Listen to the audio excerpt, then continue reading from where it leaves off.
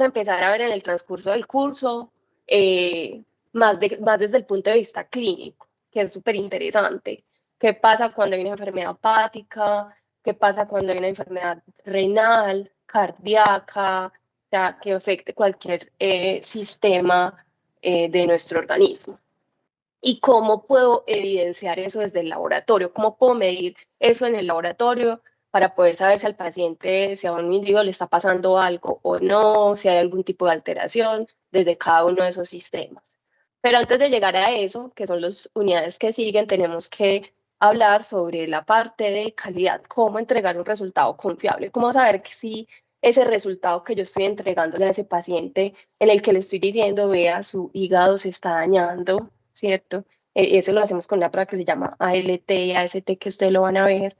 Cuando yo le entrego ese resultado a ese paciente, sus células del hígado se están dañando y por eso yo estoy evidenciando en sangre algo que yo no debía estar evidenciando en sangre, porque es algo que se encuentra contenido dentro de las células. ¿Cómo yo le voy a decir a ese paciente eso? ¿Qué certeza tengo yo de que ese resultado es confiable? O que yo me equivoqué en el laboratorio midiendo, ¿cierto? O que el paciente no cumplió con unos requisitos y yo estoy entregando a la final un resultado incorrecto. Entonces vamos a hablar un poquito de eso. Voy a empezarles a compartir acá. Denme un segundito. Me cuentan si están viendo ahí la pantalla y ya les comparto la presentación. ¿Me confirman, porfa? Sí, ahí se está viendo. Listo, voy a estar mirando por allí porque tengo dos pantallas, entonces, y los voy a estar mirando ustedes por acá, por si tienen alguna duda, alguna pregunta. Entonces, la primera parte que vamos a ver es la selección de materiales de referencia y de estuches comerciales. ¿Por qué? Cuando ustedes estén trabajando en sus laboratorios, sea de investigación y de docente o de clínica, en investigación o en clínica ustedes tienen que tomar decisiones de que, sí, pues obviamente si es algo experimental, qué reactivos yo voy a necesitar para medirlo, lo que va a hacer dar cuenta de los objetivos de mi estudio. Y en el caso de clínica, qué reactivos voy a necesitar para determinar aquello que yo quiero, que necesito determinar en esos pacientes. Para eso yo tengo que tener la certeza de qué materiales qué reactivos debo utilizar, cuáles son los adecuados, cuáles no, y algo que se llama materiales de referencia, de lo que vamos a hablar acá un poquito. Entonces, empecemos.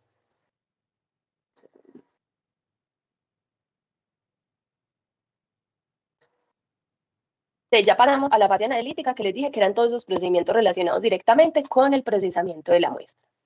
Entonces, cuando en esta parte hablamos de algo súper importante, que es la seguridad del paciente.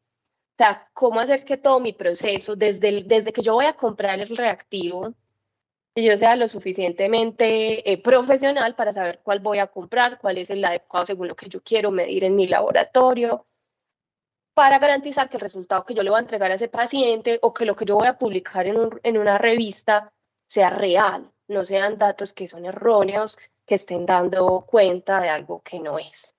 Entonces, en el caso de clínica, tenemos algo que pues tenemos un enfoque muy relevante hacia la seguridad del paciente. Y yo no me voy a meter a hablar aquí, pues, como todas estas normativas, porque no es como el foco de esta parte, pero se las quería mostrar para que empiecen a saber cómo se maneja eso desde el laboratorio. Y en el laboratorio, más que todo en clínica, debería ser también en investigación no tanto, pero por ejemplo en clínica sí, o en la producción de, por ejemplo, de medicamentos, bueno, hay algo que se llama reactivovigilancia y tecnovigilancia. Y es que verificamos que todo esté funcionando correctamente. Entonces, en el caso, por ejemplo, de la reactivovigilancia, es que, por ejemplo, se utilicen, perdón, de la tecnovigilancia, que se utilicen los equipos para su uso previsto. O sea, si un equipo fue hecho para un objetivo, no lo estemos utilizando para otra cosa. Que cumpla con especificaciones de calidad, que tenga autorización sanitaria, que en caso de que se identifique un incumplimiento podamos reportar pues al debido ente que se encargue de esto. ¿Qué pasa cuando tenemos un dispositivo que está malo en el laboratorio y que ese dispositivo es el que me va a dar el resultado del paciente? Si yo tengo un dispositivo que está malo, él me va a arrojar un resultado erróneo. Con ese resultado erróneo, el médico va a tomar decisiones erróneas. Y esto puede llevar a tres cosas. Una, a una cuasi falla, y es que yo alcance a detectar que algo pasó y llame al médico, el resultado estuvo mal porque el equipo se dañó y no nos habíamos dado cuenta, por favor, no haga nada con ese resultado. Es una cuasi falla. Otro es un evento adverso, el médico toma decisiones sobre eso, pues con esos resultados en el paciente, es decir, le mandó un tratamiento, le dio un pronóstico incorrecto al paciente, que en el peor de los casos, bueno, en todos los casos es malo, que le dio un pronóstico bueno cuando realmente no existe un pronóstico bueno, unas falsas esperanzas, o un pronóstico malo cuando sí lo hay, cuando sí hay, pues cuando no lo hay, perdón. O un evento centinela, que es que eso que pasó en el laboratorio lleve a la muerte del paciente. Entonces, es desde la tecnovigilancia, pero hay que tenerlo en cuenta porque miren que esto puede llevar definitivamente a la muerte del paciente y eso activa un montón de cosas, obviamente, en el laboratorio, en la clínica y demás, pues porque ahí ya no hay vuelta atrás. Está por otro lado el tema de la voy a saltarme esta, de la reactivovigilancia, que es un proceso similar. Es si yo detecto que yo compré un reactivo y el reactivo no está funcionando bien, el reactivo está malo, y es un lote de reactivos, yo ya evalué varios y todos están malos. Entonces yo entonces hace mucho tiempo se creó una red nacional de reactivovigilancia en el que están pues incluidos los fabricantes, los entes territoriales, el ministerio, el INVIMA, los pacientes, los prestadores de servicios de salud, y es obligatorio en todos los casos que si encontramos que hay un reactivo que está mal o algún insumo que no esté funcionando bien, lo debamos reportar y notificar al INVIMA. Entonces, esas notificaciones normalmente cuando se reportan, se detecta que hay algo malo, se envía a todos los laboratorios una notificación diciendo este reactivo está malo. Porque si usted lo está usando, entonces usted todos los días tiene que entrar a mirar en el INVIMA a ver si algo está pasando y pues evitar utilizarlo. ¿Alguien por acá que tiene María Isabel, el audio encendido? Si tienes alguna pregunta o si fue por error. Bueno.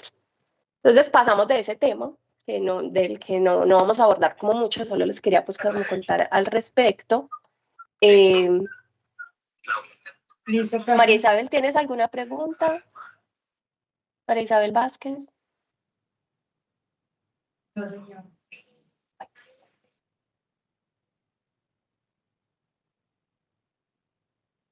Listo. Entonces vamos a empezar como una ruta de cómo voy a abordar pues como esta y las siguientes clases. Entonces lo primero vamos a ver cómo yo selecciono adecuadamente un material de referencia y un reactivo en el laboratorio. Vamos a ver qué es eso de material de referencia. Vamos a ver un tema que se llama requisitos de calidad. Ya vamos a entender, ese se llama error total máximo permitido. Vamos a pasar a un tema de verificación de método.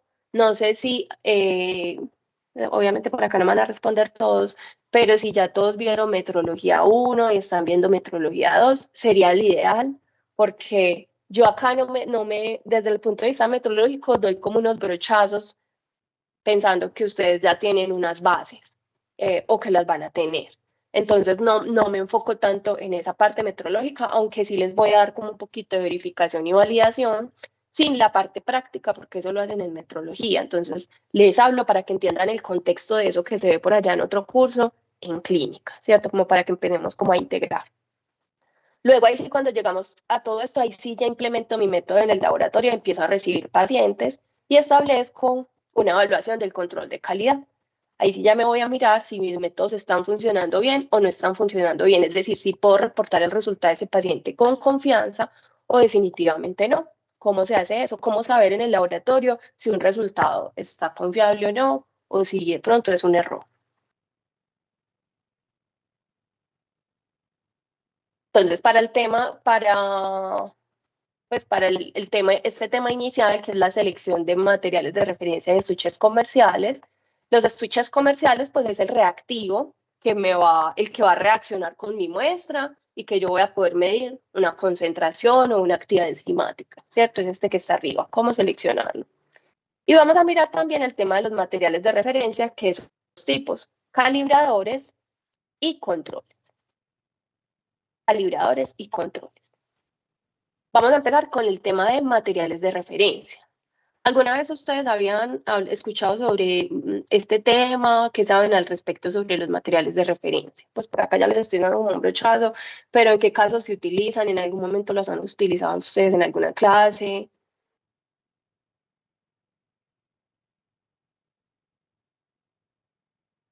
¿Qué creen que para qué son los calibradores y controles?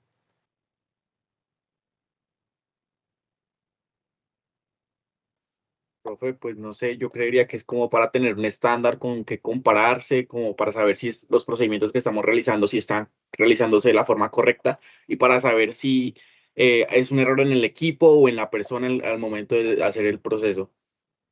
Súper bien, listo, perfecto, muy buena respuesta. Es algo con lo que yo me voy a comparar. O sea, si mi resultado, mi paciente me dio 10, yo cómo sé si dio 10, si es 10 realmente. Tengo que tener algo que tenga una concentración conocida, medirla de la misma manera, y si dio la concentración que era, yo digo, ven, mi método está funcionando bien. No es tan sencillo así simplemente, pero más o menos. ¿Qué características tiene un material de referencia? Es un material que es homogéneo y estable respecto a sus propiedades. ¿Cómo decir? Pues esa es como la definición que hay. ¿Cómo así que homogéneo? Si yo tengo un recipiente de esto y yo le mido por acá, suponiendo que la propiedad es colesterol, yo le mido a este pedacito colesterol y le mido a este pedacito colesterol, debe ser tan homogéneo que en las dos partes me da lo mismo, ¿cierto? Y estable frente a sus propiedades, es decir, que si a este tarrito se le conoce la concentración de colesterol, debe ser estable esa concentración. No es que yo la lea hoy y ahorita la vuelva a leer y ya no, entonces debe ser estable. Entonces es un material al que se le conocen unas propiedades. Listo. Y esas propiedades, en nuestro caso, van a ser la concentración de algunos componentes como glucosa, colesterol, triglicéridos, calcio, fósforo, y no solo se utilizan en química clínica, aunque aquí los vemos, puede ser que se le conozca la cantidad de hemoglobina, otro tipo de analitos relevantes. Puede ser líquido, puede ser liofilizado es como en polvito, puede ser una matriz, o sea, una matriz acuosa, o puede ser suero humano o animal, y puede estar compuesto de uno o varios mensurandos, que son esos componentes que están pues, que queremos medir. Es decir, que puede ser que se le conozca una sola propiedad, o puede que se le conozcan muchas propiedades a ese tarrito. Los calibradores y controles entonces pueden ser, si se le conoce un solo componente, es porque en ese tarrito solo hay ese componente, por ejemplo, glucosa. Pero hay otros que se llaman multiparamétricos, este término que está acá, y es que en ese tarrito se conoce cuánto hay de glucosa, cuánto hay de colesterol, triglicéridos. El fabricante te vende el tarrito y te da una lista de, vea, en ese tarrito usted sabe, hay de glucosa esto, de colesterol esto, de calcio esto, de fósforo esto, de creatinina esto. Listo, es otra característica de los materiales de referencia. Ahora vamos a hablar del calibrador. Acuérdense que yo les dije que los materiales de referencia eran dos, calibradores y controles. Entonces, ambos tienen estas características. Esto es como una característica general. Pero entonces vamos a mirar qué hay de los calibradores diferente a los controles. Entonces, los calibradores es también un tarrito, así como el que vemos acá abajo, al cual se le puede conocer una o varias propiedades, puede venir líquido, liofilizado, bueno, con las mismas características previas. Pero hay una característica muy importante y es que tiene un único valor asignado.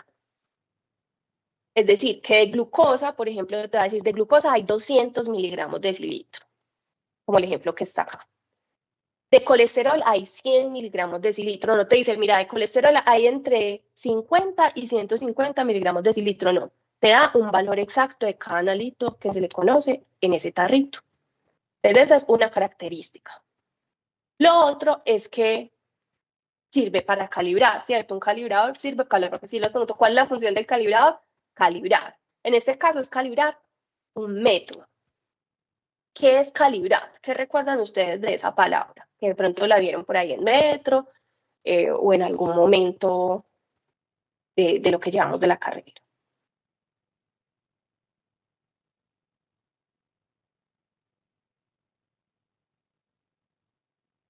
¿Quién se anima por ahí Profe, a decir hola? pues yo digo que es como ajustar un instrumento para una medición de algo, pues como enseñarle al equipo los patrones. Listo, listo, sí, está muy bien. Entonces yo puedo calibrar, por ejemplo, un equipo.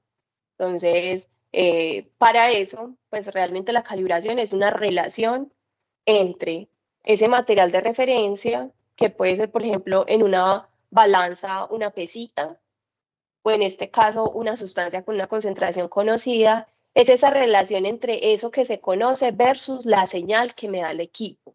¿Cierto? Si yo pongo una pesita, pues una pesita que pesa 10 gramos y la pongo sobre una balanza, la señal que me da el equipo debe ser 10 gramos, ¿cierto? La balanza me debe decir ahí 10 gramos.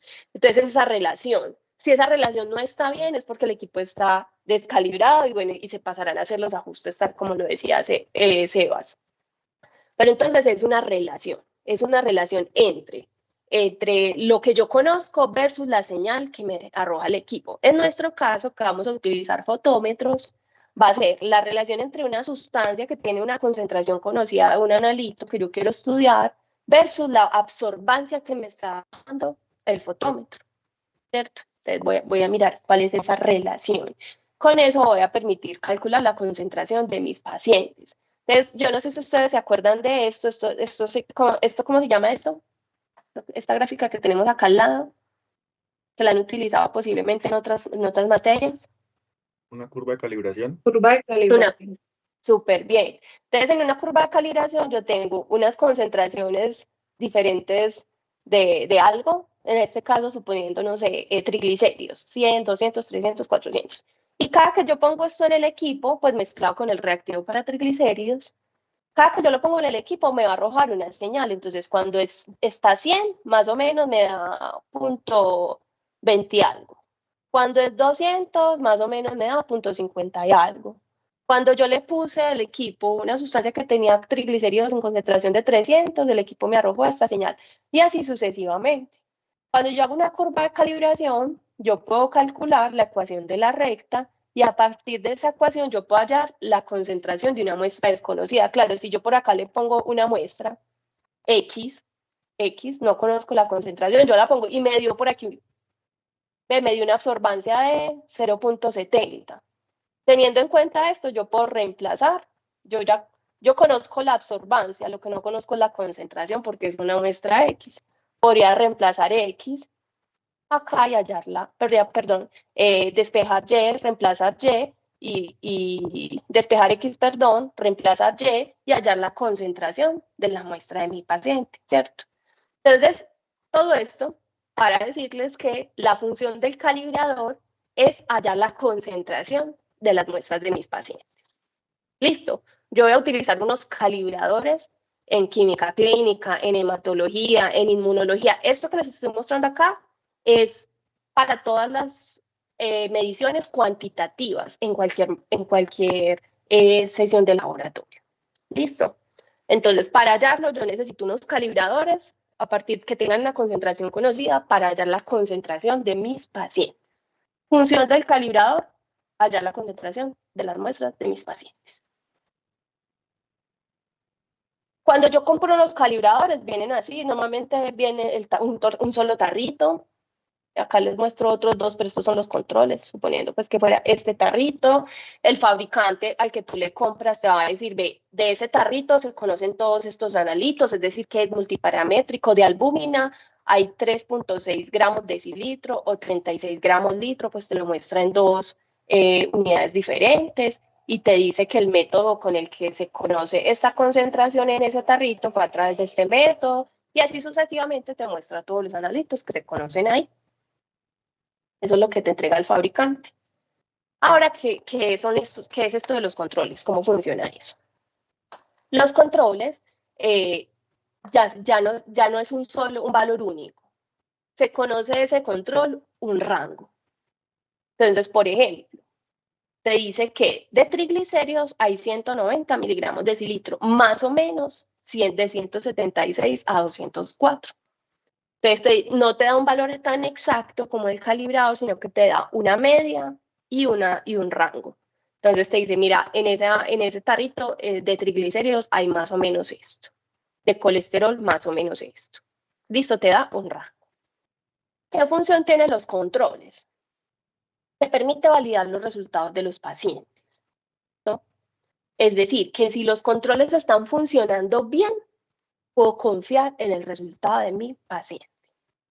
Es decir, que yo cada que proceso con pacientes, proceso controles. Esto es el pan de cada día en el laboratorio. Siempre hay que procesar controles todos los días antes de procesar una muestra de un paciente.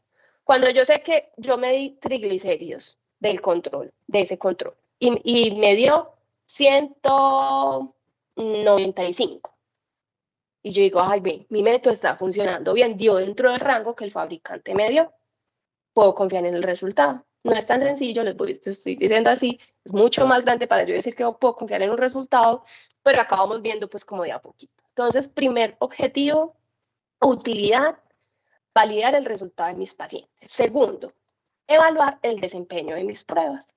Resulta que como yo les dije que esos controles todos los días los proceso, yo a la final de mes voy a tener una lista del control del 1 de enero, el 2 de enero, 3 de enero, 4 de enero, va a tener un Excel, suponiendo que maneje pues esto en un Excel, la forma más sencilla de hacerlo, aunque ya hay software para manejarlo, pero suponiendo que tengo lo básico que es un Excel, tengo mi listadito del mes. Con esos datos, yo puedo hacer análisis estadísticos al final de mes y puedo determinar si durante el mes mi método se comportó bien o se comportó tan mal que debo sacarlo del laboratorio e implementar un nuevo método.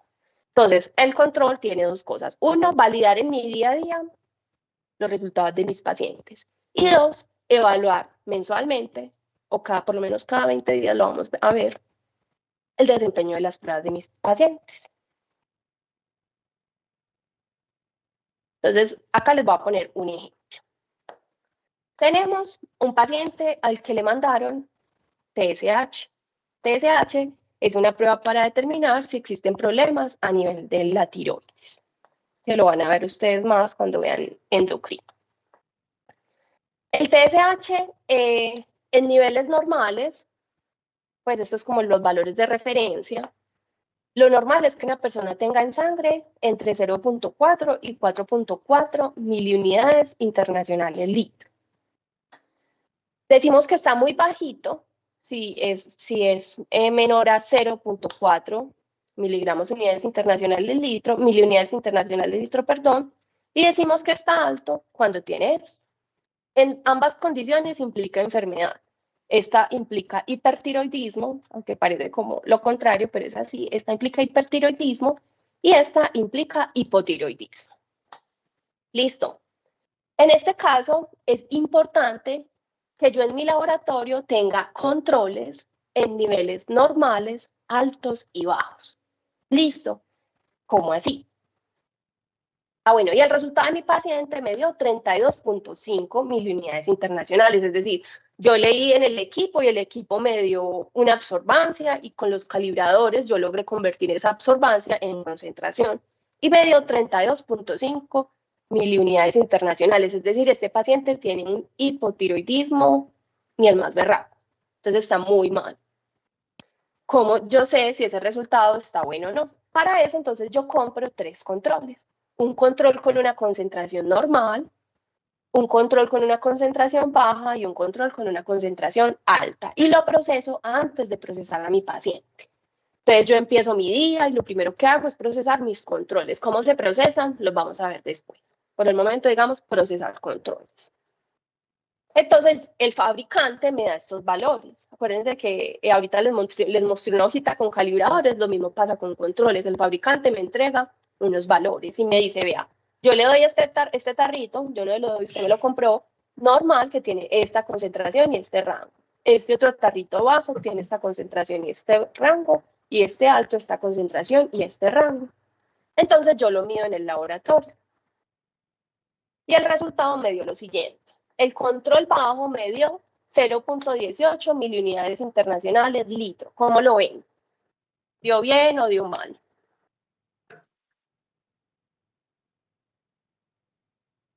El bajo es este. y el rango que me dio el fabricante del bajo es este. ¿Está dentro del rango o está fuera del rango? Está dentro del rango. Dentro del rango, Natalia, muchas gracias. El control normal, ¿dio bien o mal? 2.8, perdón. Y este es el valor que me dio el fabricante. ¿Está dentro del rango o fuera del rango? También está dentro del rango, pro. Bueno, Natalia, y este último, 29. Y el rango que me dio el fabricante es este. Me dice que ahí es de 17.5 a 38.5. También está bueno. Súper bien. Entonces yo sé que ese día que estoy procesando, no sé, hoy en la mañana, procesé eso. Tengo la total certeza de que mi método está funcionando bien bajo las condiciones, es decir, mi reactivo, mire que yo estoy hablando todo mi método, estoy hablando mi reactivo, mi pipeta, mi fotómetro, todo está funcionando adecuadamente y está haciendo que mi método funcione bien, tanto a concentraciones normales, concentraciones bajas y altas. Es decir, que yo ese día con total tranquilidad puedo reportar a los pacientes que lleguen sin importar que son hipotiroideos, hipertiroideos o eutiroideos, que sería lo normal. Entonces ese día con total tranquilidad reporto el resultado a mis pacientes. Por eso yo les decía que la primera utilidad es validar el resultado de los pacientes. Igual, vienen unos tarritos que pueden venir liofilizados o líquidos, pueden ser multiparamétricos o de un solo parámetro, y el fabricante me va a entregar una hojita, me va a entregar una hojita donde me dice, por ejemplo, de colesterol HDL, en el nivel 1, la media es 29.6 y el rango 21.6 a 34.6 miligramos de decilitro. El nivel 2 es este, el nivel 3 es este. De colesterol LDL, lo mismo. Entonces usted va a tener controles de todo lo que usted tenga en su laboratorio, tiene que tener controles y también calibradores. ¿Qué tengo que tener en cuenta al momento de comprar un material de referencia? O sea, ¿qué características es importante tener en cuenta? Lo primero es la matriz. Que la matriz de mi material de referencia sea similar a la matriz en la muestra estudiada. Por ejemplo, hemoglobina. ¿Ustedes en qué tipo de muestra miden hemoglobina? Ese no es un tema de química clínica, pero les los pongo como ejemplo. En una muestra de sangre. Sangre total, ¿cierto? No tengo que separar ni plasma, ni solo tiene que ser sangre total porque necesito que ahí estén los glóbulos rojos. Entonces, si mi muestra es sangre total, mi material de referencia debe ser sangre total. ¿Listo? Glucosa, por ejemplo, la podemos medir en sueroplasma. Si mi muestra es sueroplasma, perdón, mi material de referencia debe ser sueroplasma. Si lo que quiero medir es creatinina en orina, ¿cuál debe ser la matriz de mi material de control o de calibrador? Orina. Orina. Listo, entonces es como el primer criterio. Cuando ustedes vayan a comprar un material de referencia, que sea la misma matriz de la muestra que ustedes están estudiando. Entonces, la matriz es el medio en el cual se encuentra suspendido el mensurando que se ha estudiado. Bueno, aquí yo constantemente les estoy diciendo analito y mensurando. El analito es, ustedes saben que dentro de la muestra hay un montón dentro de una muestra de sangre hay un montón de cosas, hay células, proteínas, hay electrolitos, pues un montón de componentes. Le llamamos analito en química clínica a ese componente que yo deseo estudiar dentro de una muestra. Y también le llamamos mensurando a ese componente que puede ser sujeto a medición. Entonces vamos a hablar de eso que queremos medir como mensurando o analito. En química clínica, constantemente mensurando o analito. Es ese componente de esa muestra que yo quiero analizar, que yo quiero medir. Entonces, la matriz es ese medio en el cual se encuentra suspendido el mensurando que se desea estudiar. Sea sangre, plasma, suero, orina. La conmutabilidad es cuando el material de referencia presenta un comportamiento similar al de las muestras. Entonces, si mi material de referencia es el mismo al de mis muestras, hace que mis muestras sean conmutables, es decir, que tengan un comportamiento similar. Y eso es porque esos analitos dentro de esa muestra normalmente tienen interacciones con otros analitos que hacen que cuando los midamos se comporten de manera diferente. Listo, no es lo mismo que si yo tomo agua y a esa agua le agrego glucosa y yo quiero medir de ahí glucosa, a que si yo en una muestra de suero quiero medir glucosa. Es diferente, como la matriz es diferente, hace que no haya conmutabilidad, que no se comporten de manera similar. Cuando la matriz es diferente, ocurre algo que se llama el efecto matriz. ¿Por qué se lo digo? Porque es mucho más barato comprar una matriz acuosa, es decir, una agüita al cual le agregan ese componente que usted desea medir y que usted compre un calibrador y control acuoso, incluso es tan barato pues que lo regalan. Entonces, cuando usted compra el reactivo, el de la casa comercial le regala un tarrito en el que le dice, vea, hay de glucosa tanto, de creatinina tanto. Es mucho más barato, incluso lo regalan. Pero lo ideal es que ambas muestras sean conmutables, es decir, que el analito se comporte de manera similar en esa matriz en el que se encuentra. Entonces, cuando yo no hago eso, pues porque no tengo plata, el laboratorio lo que no compra, entonces se utiliza esa matriz acuosa que me regalaron. Entonces, ocurre algo que se llama el efecto matriz. Es el efecto de todos los componentes de la muestra distintos al analito en la medición del mensurando. Parece que yo les dije que en una muestra normal la glucosa no está sola, está en un fluido, en una matriz en la que hay otro montón de componentes, de manera que cuando usted los va a medir, esos componentes pueden causar cierto cambio en la medición, diferente a si pasa en agua. Entonces puede ocurrir esto. En esta grafiquita vemos en el eje Y la señal analítica, que es como la señal que me da el fotómetro, ¿cierto? Pensamos como en la absorbancia. Y en el eje X, la concentración. Si miramos aquí, esta negrita es cuando no hay ningún efecto matriz, es decir, que existe una relación lineal entre la señal que me da la señal analítica, la señal que me da el equipo y la concentración. No hay ningún efecto matriz. ¿Cuándo no hay efecto matriz? Cuando hay conmutabilidad. Listo. Cuando no hay conmutabilidad, porque pues mi calibrador o mi control fue agua, cuando yo mida se va a comportar de manera diferente. ¿Qué puede pasar? Por ejemplo, lo de la línea azul, que toda la concentración siempre fue superior a la real si yo la midiera en una muestra de un paciente. Listo, siempre va a ser superior o puede ser inferior, tanto a concentraciones bajitas como a concentraciones altas. Miren que ahí tiende a ser siempre una concentración mayor o podría ser inferior. Pues esto solamente es un ejemplo.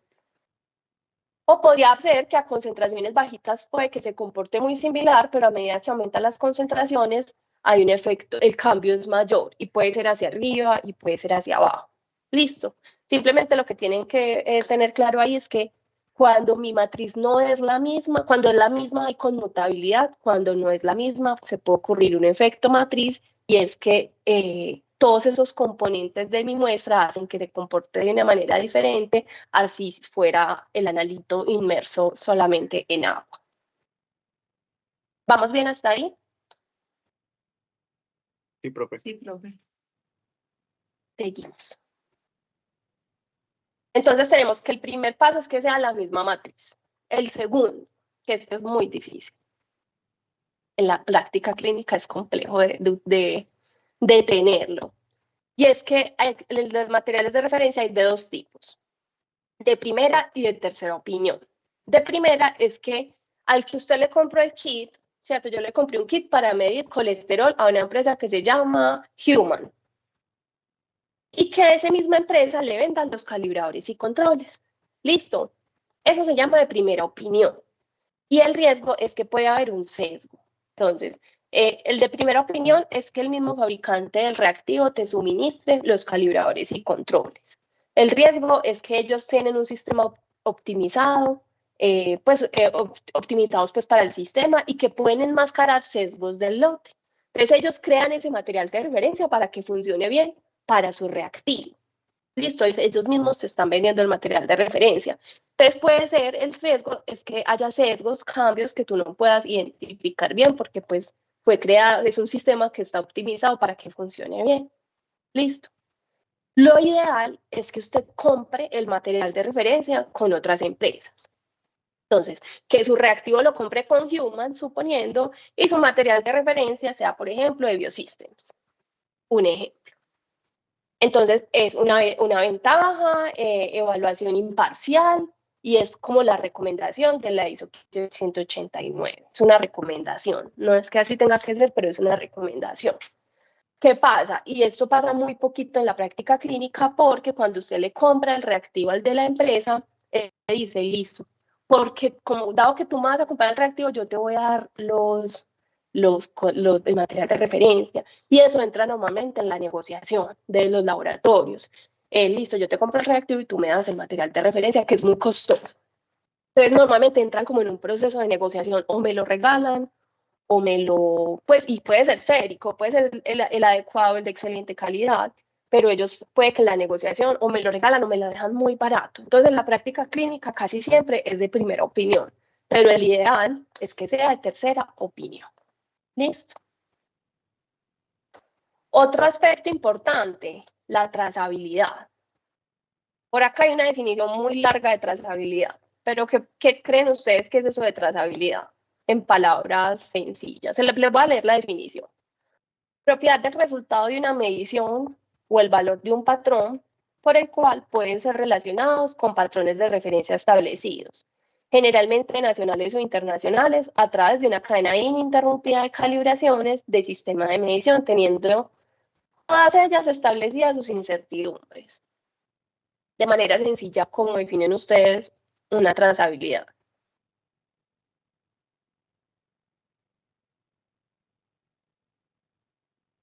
Que lo que yo haga en el laboratorio lo puedan replicar en otros laboratorios y que den resultados muy similares. Súper bien. Imagínense que yo en este laboratorio, pues esperemos que no, pero es un ejemplo, tenga diabetes. Y me voy y me hago el mismo examen en otro laboratorio y allá no tenga diabetes. Entonces, ¿tengo o no tengo diabetes? ¿Cierto? Que mi resultado pueda ser comparable. Tiene que ser comparable, su resultado tiene que ser el mismo acá y en otra parte. Obviamente, si lo hago con la misma muestra, puede que cuando yo vine a este laboratorio tenía diabetes y luego hice ejercicio, alimentación, cambié mi estilo de vida y fue al otro, pues ya no tenía diabetes. Pero si estoy diciendo que lo hago con la misma muestra que se envía a dos partes, el resultado debe ser comparable. ¿Y cómo hago para que sea comparable? Con mi material de referencia. ¿Listo? Entonces es importante que exista una trazabilidad. Es esa comparación. Por ejemplo, cuando yo tengo una reglita de esas que compré en una papelería X. Y con esa reglita yo hago mis bocetos, hago cosas con esa reglita, el mido, no sé, 3 centímetros, 4 centímetros. ¿Cómo sé que realmente esos son 3 centímetros o que esa regla está mal hecha? Y lo que equivale a 1 centímetro en esa regla no es realmente 1 centímetro, el proveedor de esa regla hizo esa regla mal. Los proveedores de las reglas pues tienen que tener una regla patrón, calibrador o estándar, ¿cierto? A partir de la cual se compare y diseñe sus otras reglas. ¿Y cómo sabe si esa regla con la que se está comparando y está diseñando su producción de lotes de regla está adecuada? Entonces ahí empiezan un montón de comparaciones hasta llegar a niveles superior de medición. Por ejemplo, yo no sé ni esto cómo funciona, este tipo de láser que permite medir en la distancia y en esa distancia decir con exactitud una medición en centímetros, milímetros, nanómetros, etc. A partir de esto se crearon unos bloques patrón, a partir de esos bloques patrón un micrómetro y a partir de eso la regla, ¿cierto? Entonces es toda esa cadena de trazabilidad que me da confianza en ese resultado. Listo. ¿Cómo aplico esto al laboratorio? Entonces yo tengo a un paciente al que le estoy entregando y le estoy diciendo, da su resultado de 180 miligramos de decilitro. Ese resultado a qué es comparable, ¿cierto? No es que el material de referencia que es comparable, es el resultado que yo le estoy dando a mi paciente a qué es comparable. Inicialmente va a ser comparable al calibrador. Acuérdense que yo la concentración de este paciente la estoy dando con el calibrador. El control no es para dar concentración. Y ahorita les di el ejemplo y esto vamos a aprender pues más adelante, tranquilos, cómo a partir de un calibrador hallo una concentración. Pero simplemente a manera de ejemplo, ahorita les mostré la curva de calibración, ¿cierto? Esa curva de calibración me está sacando una ecuación de la recta y a partir de eso yo podría hallar la concentración de una muestra desconocida. Entonces, ¿esto a qué es comparable? A ese calibrador. Si yo no compré un buen calibrador, si no tenía una buena matriz, si no tenía una buena trazabilidad, pues esa muestra va a ser comparada casi que con nada. Pero si yo me fijé en que mi calibrador fuese comparado con un calibrador de alta jerarquía metrológica, entonces acá, por ejemplo, el fabricante, yo tengo este calibrador en mi laboratorio. El fabricante que me vendió este calibrador lo diseñó a partir de un calibrador de trabajo que él compró. Y ese calibrador está comparado con un procedimiento secundario de referencia y este está comparado con un procedimiento primario de referencia, ¿cierto? Es como toda esa cadena hasta yo saber de este calibrador de dónde es que viene, cómo es que saben que eso mide tanto y tiene tanta incertidumbre. Entonces, la veracidad, cuando hablamos de esto que es el valor real, hablamos de veracidad. La veracidad de los resultados obtenidos con un instrumento o sistema de medida calibrado viene determinada por la veracidad del valor asignado al calibrador empleado. Es decir, que si este valor el del fabricante me decía, acuérdense que el fabricante me vende el calibrador con una hojita, y en esa hojita me decía que la concentración única de ese calibrador era 195 miligramos de decilitro con una incertidumbre de 5 miligramos de decilitro. El valor de este asignado viene dado por este primer valor que está acá, ¿cierto? Y este valor viene asignado por este, entonces la confianza y la veracidad en este valor viene dada por esta cadena ininterrumpida de mediciones. Este valor que está acá, pues en ese momento cuando se compró tenía una concentración de 189.2 miligramos de decilitro. Miren que la incertidumbre es mucho más bajita que esta. Este primero tenía una 2.4, pero a medida que tú vas fabricando y va bajando esa cadena de mediciones, pues la incertidumbre se va haciendo mayor. Entonces, esta tiene una incertidumbre más bajita que esta. Esto es suero humano. Entonces, estamos hablando que si tiene una buena matriz, que tiene una buena trazabilidad y podemos saber de dónde salió este resultado que yo le estoy dando a mis pacientes. Ya entendemos cómo aplicamos eso de la trazabilidad a nuestros resultados. ¿Nos queda un poquito más claro? Bueno, entonces vamos a pasar a diferentes casos que pueden existir en el laboratorio. No siempre, ese es el ideal, el que yo tenga un material de referencia que sea trazable, al de más alta jerarquía metrológica, pero no siempre pasa. Entonces pueden haber varios casos. El primero es que para ese analito en específico que yo voy a medir en el laboratorio y del que voy a comprar material de referencia, se cuenta con un procedimiento de medición de referencia primario, o sea, el mejor, y un calibrador primario. Entonces puede ser que sea comparable con un procedimiento de medida o puede ser comparable con un calibrador. Cualquiera de las dos opciones está bien. Procedimiento de medida o calibrador. Procedimiento de medida, por ejemplo, con espectrometría de masas. Entonces, en mi laboratorio yo estoy midiendo glucosa con un método sencillito colorimétrico, pero ese método sencillito colorimétrico es trazable a espectrometría de masas, ¿cierto? Y lo otro es que ese calibrador que yo tengo, esa concentración sea comparable con un calibrador también patrón o estándar. Un calibrador se puede llamar de las tres maneras, ¿cierto? Son tres nombres que recibe, cualquiera de los tres está bien, calibrador, patrón o estándar. ¿Listo? La segunda opción, y esta es la mejor, o sea, que eso que yo tengo sea trazable a un procedimiento de medida y a un calibrador de referencia primario. La segunda opción es que se cuente con un procedimiento de medida de referencia aceptado por convención, el cual no es primario, y uno o más calibradores de medida aceptados por convención internacional. Es decir, que no es que haya sido aceptado por el Sistema Internacional de Unidades, sino que se reunió un grupo de expertos y dijo, ve, para hemoglobina no existe en ese momento un método de referencia o un calibrador de referencia primario. Entonces, se reúne un grupo de expertos y definen por consenso cuál va a ser ese procedimiento de medición de referencia o ese material de medición de referencia, ¿cierto? De alta, también viene siendo de alta jerarquía, pero es definido por convención. También puede ser que yo compre un material de referencia que sea trazable a estas opciones. Tercer caso, que yo compre un material de referencia en el que cuenta con un procedimiento de referencia por convención internacional pero no existe, por ejemplo, calibradores.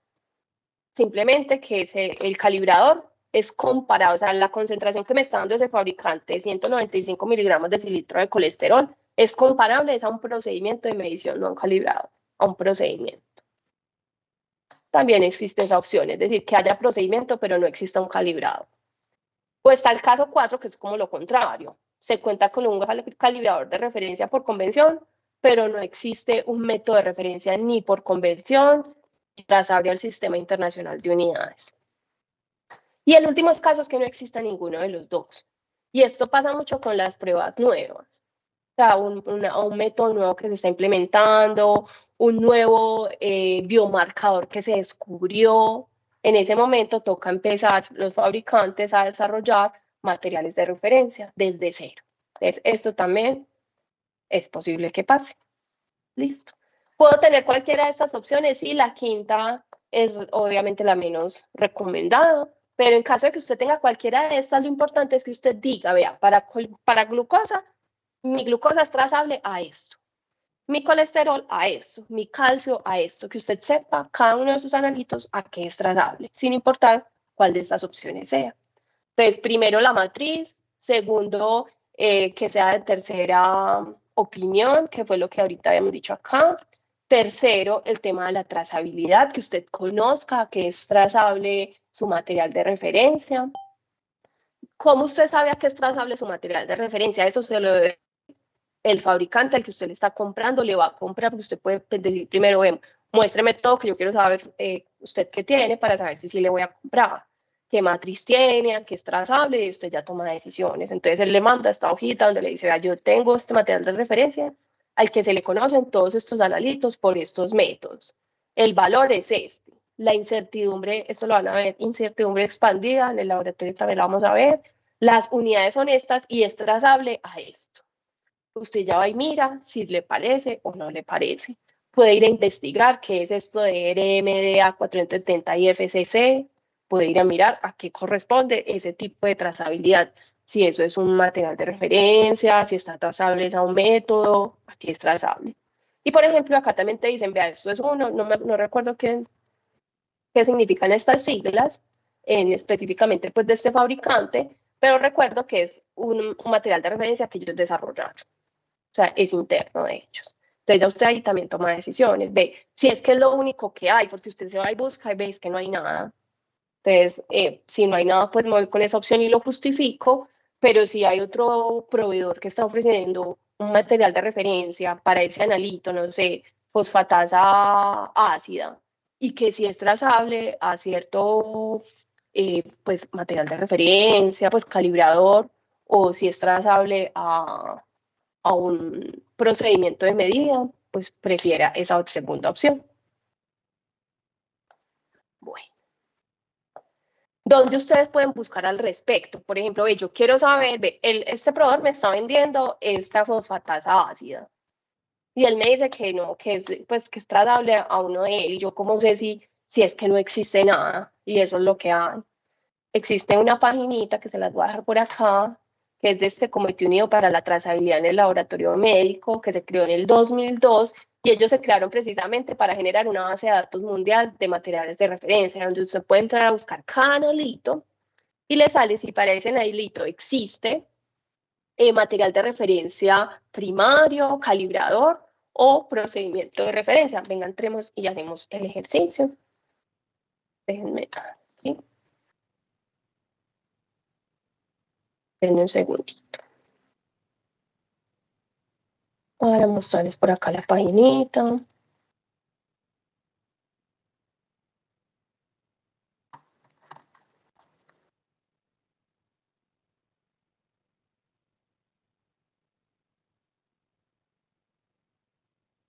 Bueno, entonces esta es la paginita. Ustedes pueden poner aquí el analito que quieran medir en inglés. Te voy a poner, por ejemplo, glucosa. Y acá les muestra que, yo ya iba a decir, pero porque no hay nada. Vea, materiales de referencia hay 12. Métodos de referencia hay 7. Entonces, no es que lo vaya a comprar directamente acá, porque eso es muy costoso, pues eso es el gol estándar. Simplemente que usted compre, entonces usted ya dice, vea, sí existen. Entonces yo quiero comprar un material de referencia que sea trazable a esto. ¿Sí? Ahí es donde ustedes ya empiezan a tomar decisiones. Entonces, y existen para diferentes, mire, existen de suelo humano congelado, esto es material cristalino, eso no me sirve, este sería otra opción. Miren que les muestra varias opciones de glucosa, bueno, por acá también les muestra creatinina, urea. Ustedes pueden entrar ahí y mirar, yo quiero un material de referencia que sea trazable a cualquiera de esas opciones. O también, acuérdense que puede ser para los dos, o puede ser para un método de referencia. Usted aquí puede mirar qué es lo que me está vendiendo esa casa comercial, ¿cierto? Como para usted tener la confiabilidad y tomar decisiones de lo que me está vendiendo esa casa comercial es porque no existe o definitivamente pues es porque no es buena. Entonces, esa es la tercera, el tercer aspecto que debemos considerar.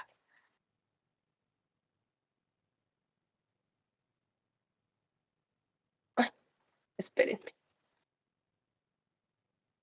Listo. El calibrador y el control, este por ejemplo es del calibrador, siempre va a venir con una hojita. O sea, ustedes vieron que venía una cajita con un tarrito. Cuando usted lo saca va a venir uno con la hojita donde te va a decir como todos los insumos. Y dos, va a venir como cómo prepararlo. Porque acuérdense que eso, si eso viene en polvo, usted no puede trabajar con eso en polvo, tiene que agregarle líquido pues para que se pueda volver líquido. Entonces lo primero es que le dice, listo, mira, yo le estoy vendiendo 5 mililitros de un calibrador que es suero bovino liofilizado. Lo ideal es que sea suero humano liofilizado. Entonces, bueno, ahí ya estamos viendo como que no es tan bueno. Obviamente es más barato. Lo segundo es que me va a decir cómo lo preparo. Entonces me dice, ahora con cuidado, como eso viene en polvito, si usted pierde un poquito de polvito, ya la cantidad, lo que le decía ahí que habían 195 miligramos de cilindro de colesterol, ya no va a haber. Entonces le va a decir, ábralo con cuidado, agréguele 5 mililitros de agua. Si usted lo agregó con una pipeta que no estaba calibrada y le agregó 5.1 mililitros de agua, se le dañó. Si le agregó 4.9 mililitros de agua, se le dañó. Entonces la preparación de este material de referencia tiene que ser realizado por una persona experta. Tape el vial, agita, o sea, siga todas estas mismas instrucciones. No le dé por inventar, siga las mismas instrucciones que dice ahí. También le va a decir como la conservación. Dice que se conserve de 2 a 8 grados. El suero calibrado liofilizado es estable hasta la fecha de caducidad, es decir, hasta la fecha que diga el fabricante, pero que una vez preparado, una vez usted le agregue agua, cambian ya la estabilidad. Le dice que los componentes ya reconstituidos, es decir, cuando usted le agregó agua, son estables 7 días de 2 a 8 grados, pero que existen, por ejemplo, para la fosfatasa alcalina, esta aumenta de 10 a 20% las primeras 2 horas. Esto es importante porque yo digo, ay, bueno, los otros me sirve para controlar, acuérdense que el calibrador es para sacar la concentración.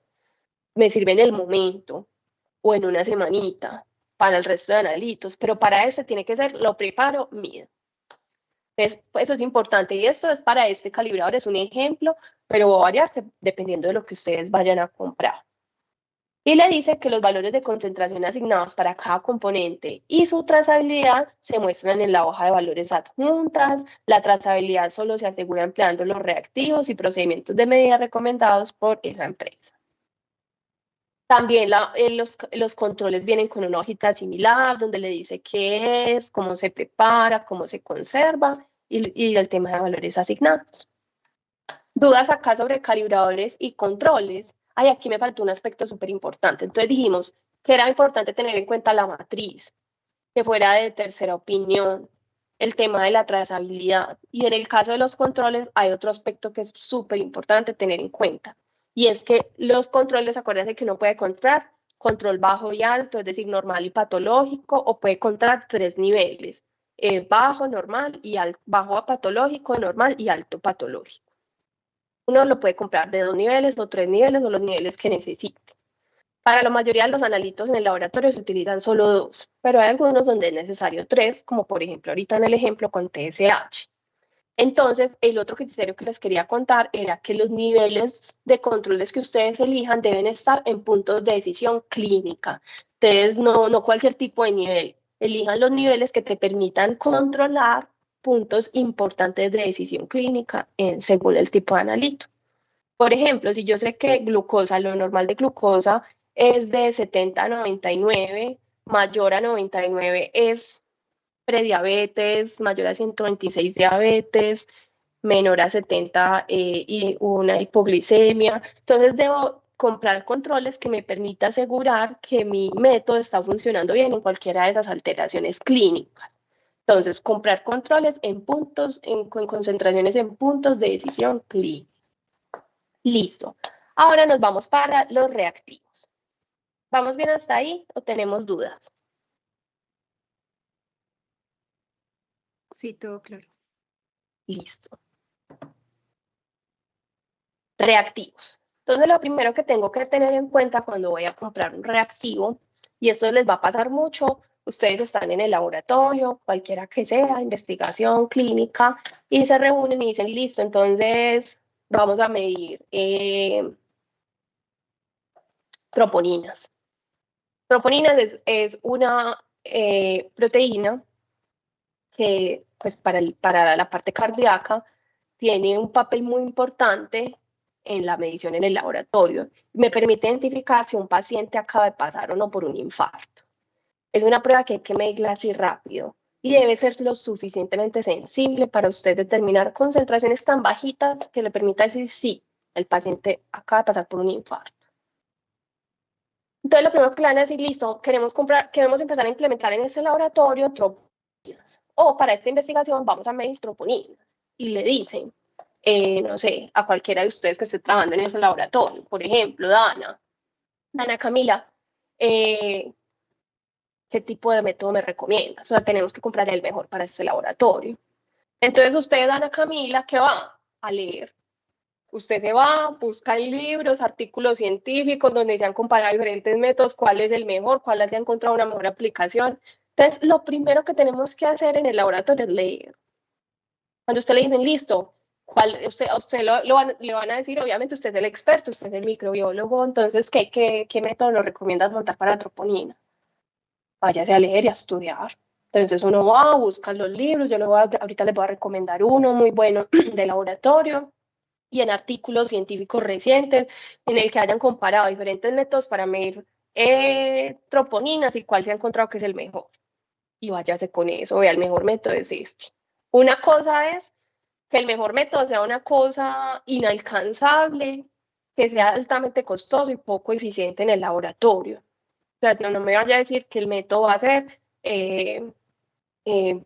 no sé, HPLC masas. Una cosa que es muy difícil de utilizar, que tiene que ser implementado por personas expertas en el manejo de esos equipos y que además es muy demorado. O sea, me implica que espéreme años, yo le digo al paciente en una semana si de pronto sí tuvo un infarto. No, entonces no me sirve, ¿cierto? Entonces, tiene que ser el mejor método y que además sea adecuado para implementarse como de rutina en un laboratorio. Entonces, usted tiene que irse a leer cuál es el mejor, porque muchachos, uno estudia acá y ve muchas cosas, pero cuando usted sale, usted no se acuerda de todo, usted tiene como la noción de muchas cosas, pero uno no se las sabe todas, entonces uno va y lee y busca, y si miren, yo encontré este artículo donde dicen que este método, que es el mejor comparado con estos, el resultado sale en 5 minutos, o sea, ese es, listo. Entonces usted, lo primero que es buscar cuál es el mejor. Lo segundo, entonces ya usted empieza a mirar otras cosas, usted ya empieza a cotizar, listo, entonces vean, llamemos a estas casas comerciales que me manden qué tienen de este que yo les estoy pidiendo, que ese es el que yo quiero para mi laboratorio porque quiero el mejor. Usted empieza a cotizar, ¿cierto? No sé si usted o la otra persona, pues depende cómo se manejen las cosas administrativas en investigación o en clínica. Se empiezan a hacer cotizaciones y usted ya tiene ahí 3 opciones. Listo, le mandaron 3 opciones de ese método súper bueno. ¿Cómo decir cuál de las 3? Obviamente el precio va a ser muy importante para el administrador del laboratorio, pero usted tiene que tomar decisiones de acuerdo a este criterio que yo les tengo por acá en negrita, que son las especificaciones metrológicas o analíticas. Listo, ¿cuál es más preciso? ¿Cuál es más veraz? Y ahí ya hay otros aspectos que tenemos que considerar, por ejemplo, cuál se daña menos rápido, que necesito pues que me dure en el laboratorio, cuál tiene instrucciones que sean también más sencillas de leer, cuál es menos complejo, porque tampoco, o sea, no va a ser bueno, va a ser mejor obviamente el que yo pueda simplemente medir, al que me diga, ve, tenés que 10 minutos a temperatura ambiente, luego lea, luego saque, luego incube 40 minutos a 37 grados, luego lea, luego saque, luego déjelo de un día para otro, ese no me sirve. Entonces, eso es como lo segundo que vamos a mirar, pero nos vamos a enfocar en las especificaciones analíticas.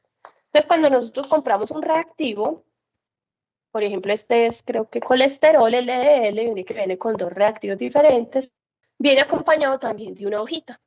A esa hojita le llamamos inserto o instructivo, ¿cierto? Inserto o instructivo.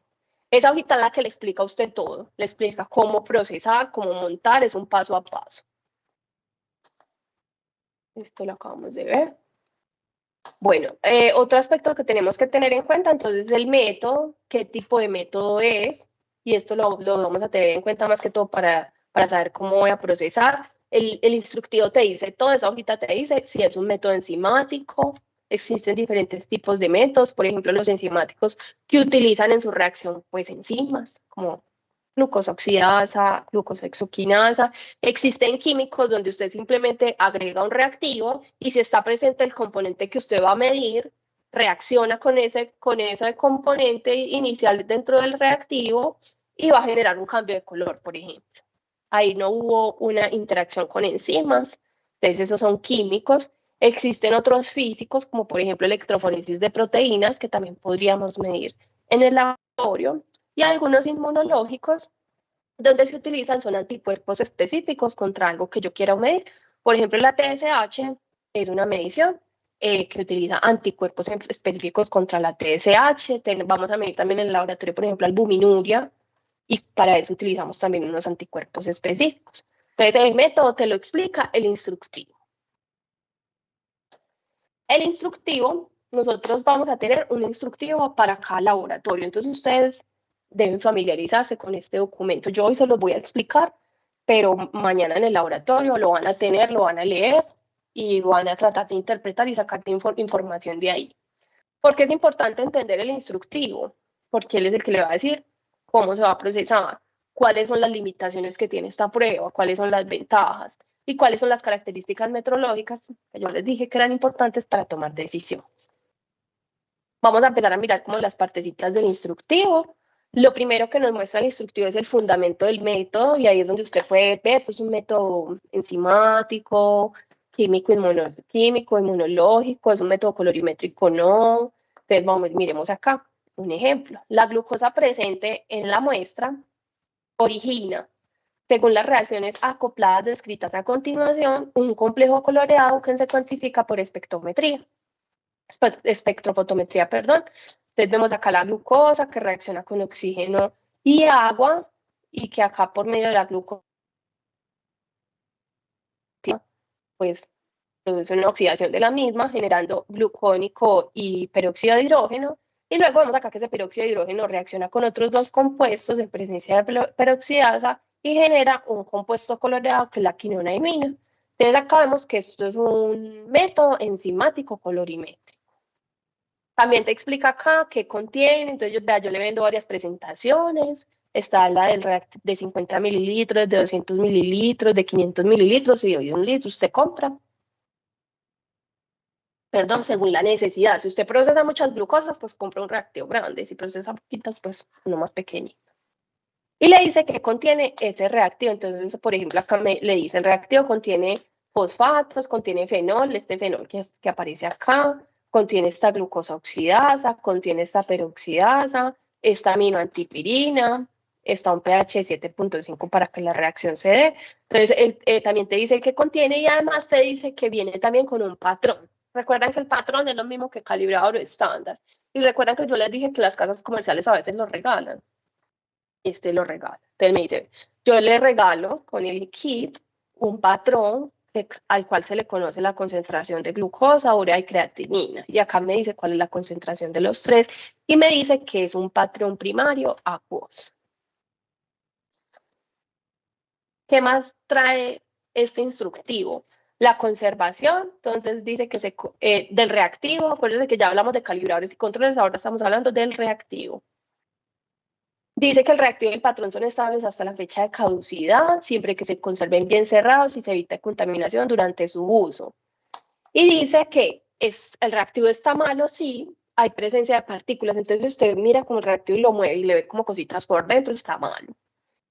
Y si cuando usted lee el blanco es cuando usted lee solo reactivo en el equipo, la absorbancia es superior a esto, a 150 a 500 nanómetros, ¿cierto? La absorbancia es mayor a esto, a 500 nanómetros, es decir, que está tan contaminado que está generando una absorbancia muy alta, posiblemente hasta ya esté cambiando de color. Entonces, eso me indica que ya el reactivo está mal. También me dice si el reactivo lo debo preparar, si de pronto lo debo mezclar con otro reactivo o si ya viene listo para utilizarse. Y me dice qué equipo necesito. Entonces acá me dice que necesito un baño de agua 37 y que necesito un analizador pues automatizado o un espectrofotómetro o un fotómetro para lectura de 500 más o menos 20 nanómetros. Entonces de una vez ya me está diciendo a qué longitud de onda debo leer y me da un rango porque puede que no tenga específicamente 500 nanómetros, pero me dice, vea, puede ser de 500 más o menos 20. También me dice qué muestras puedo utilizar. Entonces me dice, vea, usted con este reactivo puede medir glucosa en suero o plasma.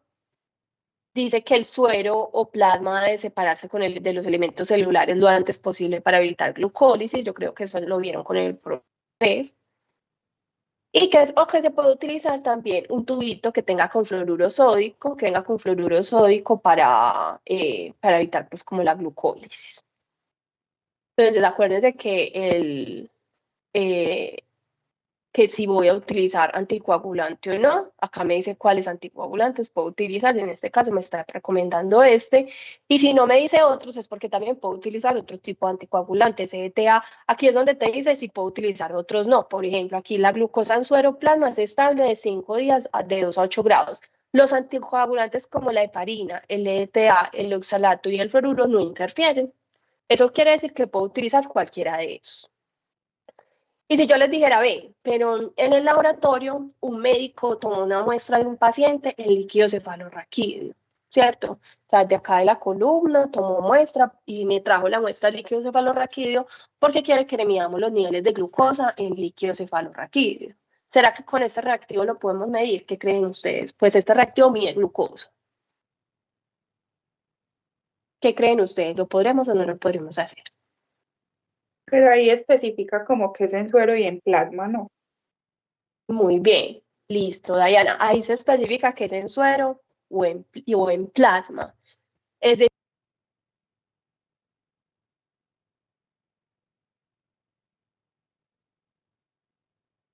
Profe, se le silenció el micrófono. ¿desde qué momento? Desde Cuando que iba a empecé a explicar lo responder. del líquido cefalorraquídeo. Listo. Entonces, que cuando el fabricante crea un reactivo como esto, ¿cierto? Él fabrica un reactivo para medir glucosa. Él te dice para qué es creado ese reactivo. Y en este caso solamente para suero y plasma. Si a usted un día lo auditan y se dan cuenta que usted está midiendo glucosa en líquido cefalorraquídeo o en orina con este reactivo, le pueden cerrar el negocio, ¿cierto? Porque este reactivo solamente es hecho para eso, no para medir otras cosas. Si usted va a medir en otras cosas, tiene que hacer tiene dos opciones. Una, compra un reactivo específico para eso. Otra, tiene que validar esta prueba para esos dos tipos de muestras y tiene que demostrarlo, que usted hizo un proceso de validación que ahorita les voy a mostrar en qué consiste. Entonces, los reactivos deben utilizarse solo para su uso previsto. Bueno, en cuanto a las instrucciones, también nos muestra, acá ya nos muestra como el paso a paso de cómo usted debe procesar. Entonces le dice, vea, atempere el reactivo a temperatura ambiente. Entonces usted lo saca de la nevera y lo deja ahí en una media horita mientras el reactivo se queda a temperatura ambiente. Y le dice, pipete en tubos de ensayo lo siguiente. Entonces acá vemos patrón, muestra y reactivo. Vemos acá blanco, patrón, muestra. Supongamos que cada uno de estos es un tubito. Entonces le dice, en el tubo que usted marque como blanco, agrégale 1 mililitro de reactivo A. A los tubitos que se llaman patrón, calibrador o estándar, agréguele 1 mililitro del reactivo A y 10 microlitros del patrón. ¿Cierto? Ese suerito que usted compró, que es suero humano y que ya usted lo tiene preparadito. Y de las muestras, agregue 10 microlitros de muestra de 1 mililitro. Entonces, lo que les quiero mostrar acá es que el mismo fabricante le dice a usted cómo preparar, cómo procesar. Cada que usted prepara un grupo en un mismo momento, bajo unas mismas condiciones, a eso lo vamos a llamar corrida analítica o serie analítica, ¿cierto? Yo monté mi blanco, mis calibradores, mis controles, mis muestras, todo eso en un mismo momento, a eso lo vamos a llamar corrida o serie analítica. Entonces yo cojo mis tubitos y le agrego esto que tengo acá. Miren que acá el fabricante no me dice que procese controles, pero ya a ustedes les había dicho que los controles son esenciales para poder validar el resultado de mis pacientes. Entonces, aunque el fabricante nunca le diga que procese controles, usted siempre va a procesar sus controles de la misma manera como el fabricante le está diciendo que procese sus muestras. Es decir, que al suero control 1 le va a agregar 10 microlitros, pero de suero control 1, más 1 mililitro de reactivo. Al suero control 2 le va a agregar 10 mililitros, pero el suero control 2, más 1 mililitro del reactivo. Y al suero control 3, 10 mililitros de suero control 3 más 1 mililitro del reactivo. El blanco solamente tiene, en la mayoría de casos, el blanco reactivo. ¿Por qué? Porque el blanco es una solución en la que están todos los componentes menos el que desencadena la reacción coloreada, es decir, menos glucosa. Si ahí hubiese glucosa, pues ya no sería un blanco. Entonces, generalmente es solo reactivo y en algunos casos es reactivo y agua. El blanco me sirve para mirar si tengo contaminación. Acuérdense que en el instructivo decía que si el blanco me da una absorbancia mayor a 0.150 es porque está contaminado. Entonces, ese es el primer objetivo del blanco. Mirar si mi reacción no está contaminada. Y el segundo es que siempre el resultado del blanco se lo voy a restar a las absorbancias que me dieron el resto de tubitos, porque yo en estos tubitos sí quiero tener en cuenta la absorbancia generada precisamente por la glucosa, no por el reactivo. Entonces, siempre al resultado que me dio el suero calibrador, le voy a restar el resultado del blanco, es decir, la absorbancia del blanco. Al resultado que me dio la muestra, le voy a restar la absorbancia del blanco y así sucesivamente. Siempre a través de los cálculos que va a hacer con el blanco es restarle la absorbancia al resto. Los reactivos,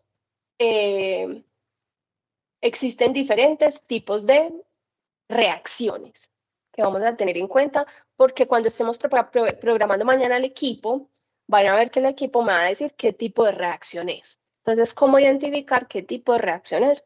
Existen varios tipos de reacciones. La primera se llama reacción de punto final. Esa reacción de punto final, si miramos acá tenemos tiempo versus absorbancia, y vemos que empieza a incrementar la absorbancia. Hay un momento en el que se da la lectura, el equipo lee. Entonces, es aquellas reacciones donde se espera hasta que se complete la reacción y la cantidad total del analito se convierta en producto. Es decir, que de acá para allá no se va a seguir generando producto ni nada, sino que la reacción de ahí para adelante es estable. Entonces, de punto final es cuando el instructivo me dice lo siguiente: agite bien, incube los tubos durante 30 minutos a temperatura ambiente, que es esta temperatura, o durante 10 minutos a 37 grados. Y luego me dice, lea la absorbancia del patrón, que es esta, y de la muestra frente al blanco. Acuérdense que siempre se lee frente al blanco para poderle restar esa absorbancia que me dio el blanco. El color es estable durante al menos 30 minutos. ¿Qué me está diciendo? Que pasados 30 minutos se generó el producto que yo quería, que necesitaba que se generara. Por ejemplo, la quinonamina ahorita que estábamos viendo glucosa. Y de ahí para adelante ya no se genera más. Y solamente hay un momento de lectura. Entonces, de punto final siempre solamente hay un solo punto de lectura y la reacción es estable por un tiempo. Es decir, que de ahí para adelante ya se acabaron los sustratos y ya no se va a seguir generando más producto. la reacción es estable. ¿Cómo saber si es de punto final? Cuando acá me dice que lea solo una vez y cuando me dice que la reacción es estable por un tiempo. Esto es importante porque el equipo, cuando ustedes lo estén programando mañana, les va a decir qué tipo de reacción es, punto final. Segundo tipo de reacción, tiempo fijo o cinética de 2 puntos. Entonces, de tiempo fijo es cuando el instructivo me dice lo siguiente: mezcle e inserte la cubeta en el fotómetro, poner el cronómetro en marcha, lea la absorbancia a 500 nanómetros después de 30 segundos y de 90 segundos. Entonces, cuando el instructivo me dice que lea 2 veces, lo vamos a llamar tiempo fijo o cinética de 2 puntos. Y miren acá algo muy relevante, y es que acá no me va a pedir blanco. Ya le vamos a ver por qué. Si vemos acá tenemos el tiempo 1, que es el tiempo inicial, que es este que me está mostrando acá, tiempo de lectura inicial, y tiempo de lectura final. Solamente son 2 tiempos. Y vemos acá la absorbancia. Entonces vemos que cuando yo mezclo la muestra con el reactivo, empieza a contar el tiempo. Entonces empiezan los primeros 30 segundos y el equipo lee una primera vez. Luego, pasados 90 segundos, lee una segunda vez. ¿Qué hace acá el equipo internamente? Internamente resta la absorbancia mayor menos la menor y saca un delta de absorbancia. Eso es lo que hace el equipo normalmente. Ay, ve, acá me quedó esto recortadito. Entonces simplemente lo que hace es resta la segunda menos la primera. Acá es importante saber que esta reacción puede ser creciente o decreciente, es decir, que puede ser que a medida que pase el tiempo hay un aumento de absorbancia, como lo vemos acá, o puede ser que a medida que pase el tiempo haya una disminución de absorbancia. En ese caso sería como así, lo azulito sería al contrario. Entonces habría una disminución de la absorbancia. Acá no tenemos blanco porque a mí me interesa es saber la absorbancia en estos 2 puntos. No me interesa saber cómo inició, ¿cierto? ¿Cuál era la absorbancia inicial sin que hubiese la reacción entre el analito y el reactivo?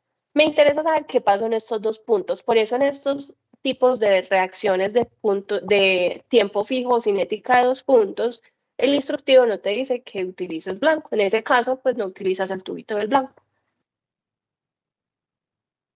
Y esta es la reacción cinética. Son 4, vamos a la tercera. La reacción cinética es aquella en la que el equipo va a leer varias veces. ¿Cómo la vamos a detectar? Dice lo siguiente: mezcle e inserte la cubeta en el fotómetro, poner el cronómetro en marcha. Pasado 1 minuto, anotar la absorbancia inicial y efectuar nuevas lecturas cada minuto durante 3 minutos. Es decir, que usted va a leer la primera, luego le dice cada minuto durante 3 minutos, al minuto, a los 2 minutos y a los 3 minutos. Va a tener en total 4 lecturas. Cuando son más de 2 lecturas, en ese caso lo vamos a llamar cinética. Y esta cinética es muy utilizada para mirar, por ejemplo, actividad enzimática, en la que uno quiere ver qué pasa en el tiempo, si se genera un producto o disminuye un producto. Entonces puede ser también creciente o decreciente. Y normalmente el equipo internamente hace un cálculo. Este menos este, el mayor menos el menor, saca un delta. Este menos este, saca otro delta. Y este menos este, saca un delta. Y luego saca una media de los 3. Así como lo vemos aquí, esto me quedó más salido. Delta del primero, el segundo, y luego saca una media.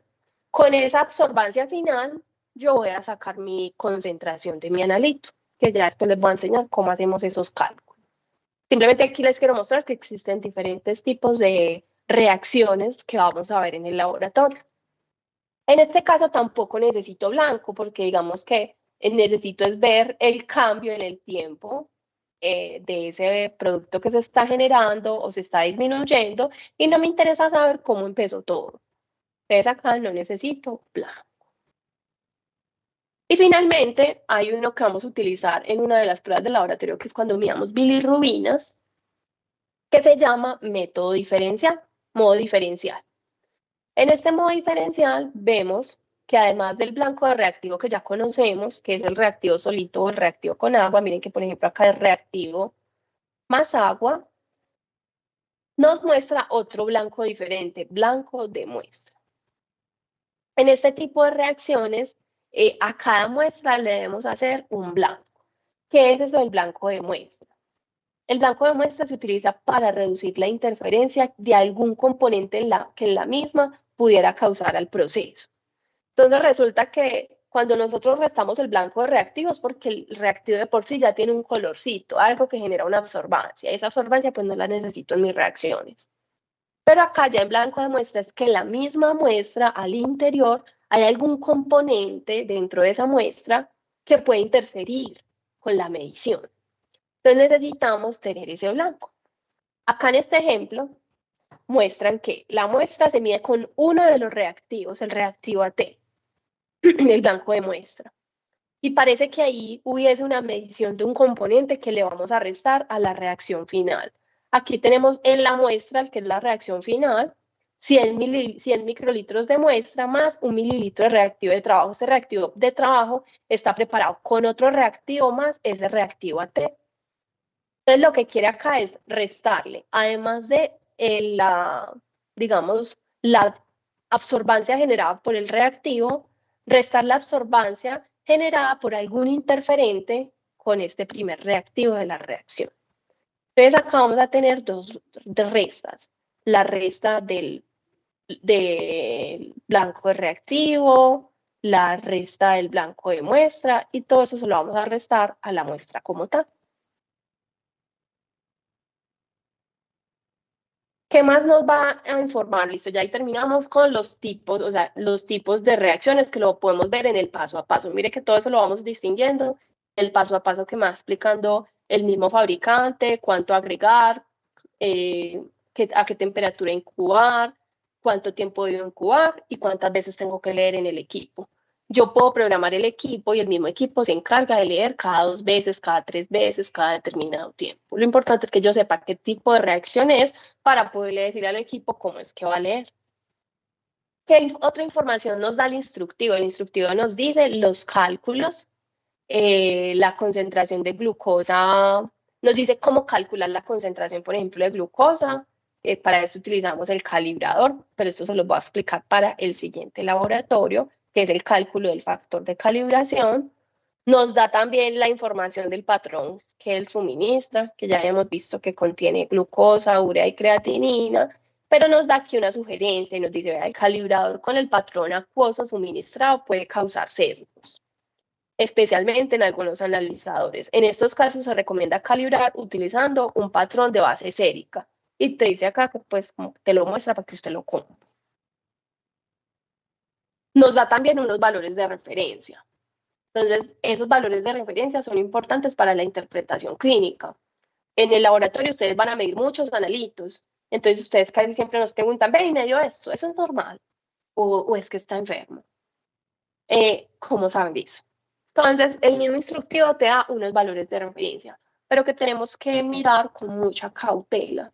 Por ejemplo, este instructivo nos dice que la glucosa en prematuros, lo normal es de 25-80, neonatos a términos de 30-90 y adultos, niños y adultos de 70-105.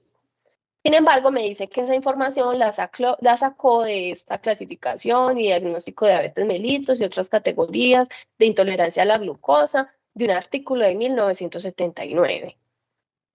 Entonces debemos ser muy rigurosos con esa información. ¿De dónde vamos a sacar los valores de referencia con los cuales, o intervalos biológicos de referencia o puntos de cortes con los cuales vamos a interpretar los resultados que ustedes obtengan en el laboratorio? ¿Qué les recomiendo yo? Les voy a mostrar ese librito que les mencioné ahorita, que les iba a indicar. Ahí hay información pues como importante. También hay guías normalmente internacionales, por ejemplo, de diabetes. La diabetes normalmente actualizan esas guías anual, entonces es bueno estar actualizado cuáles son los nuevos valores de referencia. Esos valores de referencia también es importante tener en cuenta que los sacan teniendo en cuenta el grupo poblacional, que pueden variar según la genética, que debemos tener en cuenta el N con el cual se calculó, cuál fue el sistema de medición y demás. Ustedes saben que nosotros, pues que esos valores de referencia pueden variar según los grupos poblacionales y nosotros pues somos una mezcla y no nos vamos a comportar igual, por ejemplo, a los, no sé, a los asiáticos, a los estadounidenses. Entonces, a veces esos valores de referencia vienen de guías internacionales y la mayoría de veces obtenían con datos de otras poblaciones. Lo ideal es que fueran nuestra misma población. No tenemos tanta información, pero este sería como el ideal, poder tener información al respecto. Entonces, cuando hagamos, no sé, creatinina, vaya y busquen si existen artículos o guías nacionales de valores de referencia, o si nos basamos, o si las guías nacionales dicen que nos basamos en las de Estados Unidos, pues nos vamos allá. Entonces ustedes empiecen a buscar de canalito con qué es con lo que nos vamos a basar. Bueno, y ahora está el tema de las características metrológicas. Queremos que nos den esta media horita como para este tema. Lo primero es las características metrológicas, y es que cuando el fabricante desarrolló su reactivo, el que nos está vendiendo, él le hizo una serie de mediciones para saber si ese reactivo, tal como lo creó él, es capaz de medir glucosa en suero plasma de una manera precisa, de una manera veraz, es decir, de una manera confiable. Entonces él acá nos empieza a decir, vea, este método que yo le estoy diciendo tiene este límite de detección, linealidad, esta precisión, esta veracidad. Él me empieza a dar pues como unas indicaciones. Vamos a empezar a entender esas especificaciones. Y él lo hizo a través de un proceso de validación. Él se encargó de hacer varias mediciones y a partir de eso obtuvo estos resultados. La validación es la confirmación por examen y presentación de evidencia objetiva que los requerimientos particulares de un específico determinado se han cumplido. Entonces, mira varias especificaciones. Empecemos con límite de detección. ¿Qué entienden ustedes por límite de detección?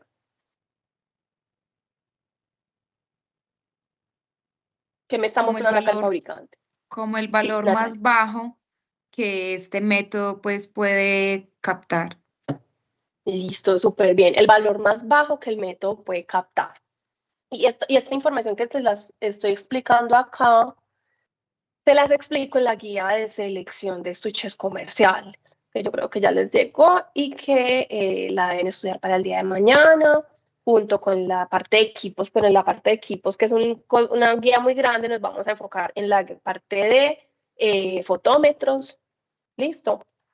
Entonces, el límite de detección es esa concentración mínima de un analito en una matriz de una muestra que puede ser detectado bajo unas condiciones analíticas específicas, ¿cierto? Entonces él me está diciendo que cuando él hizo varias mediciones, detectó que ese método es capaz de detectar 0.02 miligramos de cilitro, perdón, de ese analito específico. Y acá les muestro que existen varias cosas. Está el límite del blanco, límite de detección, que es este que estamos viendo acá, y límite de cuantificación. Son tres diferentes. Aquí, a manera de resumen, él en esta hojita me da un resumencito, pero la idea es que yo siempre al fabricante le diga, no, muéstrame el informe de validación total, que yo lo quiero revisar. Tal aquí te está diciendo, pero tú quieres saber de dónde sacó ese 0.02. Entonces, que él te muestre, yo analicé 20 datos, y esos 20 datos fueron así. Entonces, ustedes siempre deben pedirle al fabricante que le pasen el informe total que ustedes lo quieren analizar. Entonces, él aquí te dice de dónde sacó esto, pero además en ese informe, acá solo te está mostrando el de detección, pero también hay uno que es el límite del blanco, que es, acuérdense que es el reactivo sin que esté presente el analito que desencadena la reacción. El límite de detección es cuando hay muy poquita concentración del analito que puede ser detectada, pero el límite de cuantificación es la mínima concentración del analito que puede ser detectada, pero además cuantificada, ¿cierto? Una cosa es que yo lea una muestra de un paciente y me genera una señal, el equipo me genera una señal, me da una absorbancia súper bajita, que yo puedo convertir obviamente a concentración, pero que no es ni precisa ni veraz. Es decir, que si yo vuelvo a medir eso varias veces, eso cada vez va a ser diferente, porque es tan bajita la concentración que el equipo en esa fase de medida tan bajita no es capaz de medir tan bien, ¿cierto? Es la mínima capacidad de concentración que el equipo es capaz de leer, pero no con tan buena precisión ni veracidad. Entonces, todavía en ese punto el método no funciona tan bien. Pero el límite de cuantificación es la mínima concentración del analito que es capaz de cuantificar de una manera precisa y veraz. Que ya vamos a ver qué es precisión y veracidad. Bueno, aquí nuevamente les muestro el límite de detección, límite de cuantificación, que siempre es un poquito más altico. De acá para abajo esto puede ser ruido, o sea, si es capaz de leer, pero puede que sea ruido. De acá para arriba sí es lo que yo le puedo entregar al paciente realmente como pues que sí se detectó y le puedo detectar y le puedo entregar una concentración. Y hasta el límite de linealidad. El límite de linealidad es la capacidad para tener resultados que sean proporcionales a la concentración del analito en la muestra en un intervalo dado, ¿cierto? Entonces, mi equipo es hasta donde mi método tiene capacidad de entregarme una concentración de mi resultado. Y eso dice que tiene que tener una relación lineal entre la concentración del analito y la lectura. Acuérdense que acá tenemos la señal que me da el equipo versus la concentración. Y miren que aquí la relación es lineal, lineal, lineal, lineal, hasta acá. Acá empieza a perder linealidad. Entonces, en ese momento, hasta que mi equipo es capaz de tener una relación lineal. Si de ahí para adelante no es capaz, pues ya, hasta ahí es mi punto de linealidad. Entonces, por ejemplo, acá me dice que para este analito, que no recuerdo cuál es, dice que el límite de linealidad es 25 miligramos decilitro, es decir, que mi método es capaz de leerte hasta 25 miligramos decilitro. Entonces tenemos límite de detección, límite de linealidad, y acá no nos está mostrando la cuantificación, pero eso se lo podríamos pedir en el informe completo al fabricante. Y acá hay un dato importante, dice, cuando se obtengan valores superiores, diluir la muestra 1:5 con agua destilada y repetir. Claro, porque mi método es capaz de leer hasta 25, pero resulta que es que mi paciente está por allá en 40, porque es que mi paciente está súper mal. Pues este paciente que estoy analizando está súper mal. Entonces simplemente le va a decir, ay, no vaya a otro laboratorio porque es que mi método solo mide hasta 25.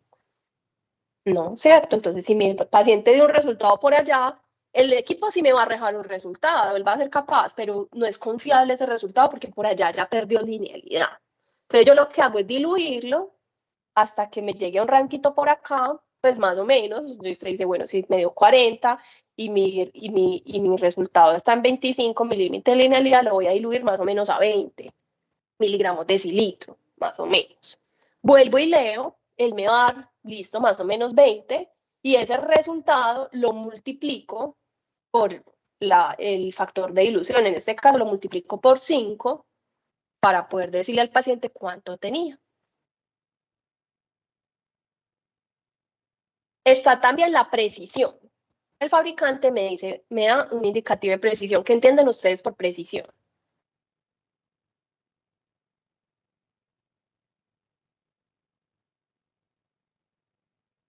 Como la capacidad de que los resultados que yo tengan sean parecidos entre sí. Muy bien.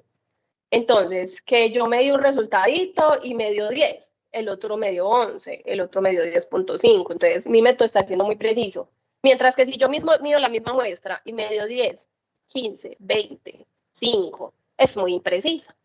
Entonces, acá me muestra qué tan preciso es este método. Entonces, él dice, vea, yo cogí 20 muestras y las medí bajo condiciones de repetibilidad y reproducibilidad. ¿Qué es eso? Repetibilidad bajo las mismas condiciones.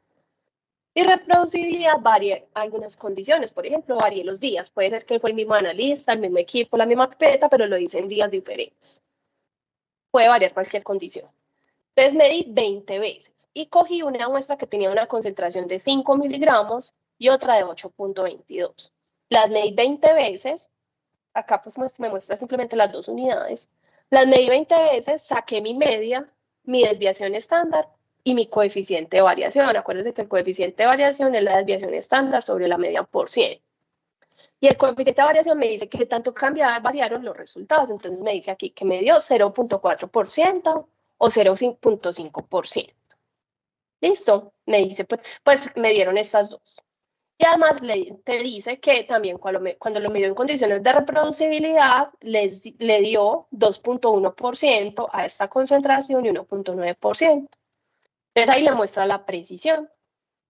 Es lo que les decía ahorita. es el grado de concordancia entre los valores de una serie repetida de ensayos, utilizando una muestra homogénea bajo condiciones específicas. Esto sería una muestra muy precisa y esta muy poco precisa. Listo. Él acá simplemente te está mostrando unos resultados.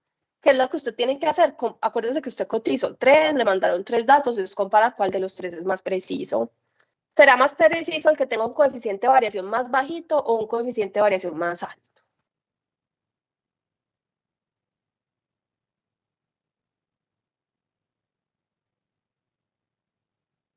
Cuéntenme, ¿es más preciso tener un coeficiente de variación muy chiquito, un porcentaje de coeficiente de variación muy chiquito o un coeficiente de variación muy alto?